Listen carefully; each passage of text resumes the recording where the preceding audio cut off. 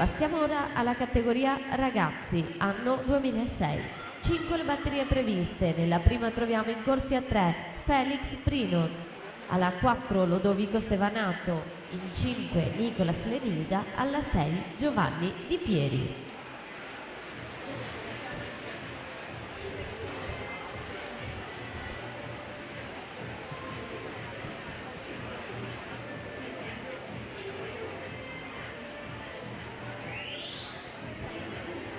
Ultima batteria della categoria ragazze, ritroviamo in corsia 4 Anna Porcari, Team Veneto, primo e unico record MCG finora, in apertura nei 200 dorso, 14 e 54.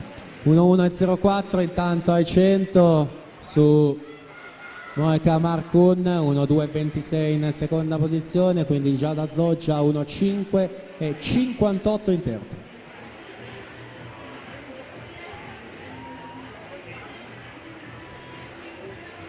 (31,57) nel dettaglio i suoi secondi 50 metri, vediamo i tre quarti. 31,85, 1,32,89.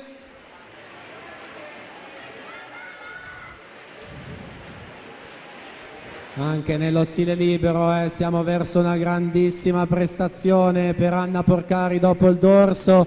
Ancora occhio al cronometro, 2,4 e 96 il record MCG.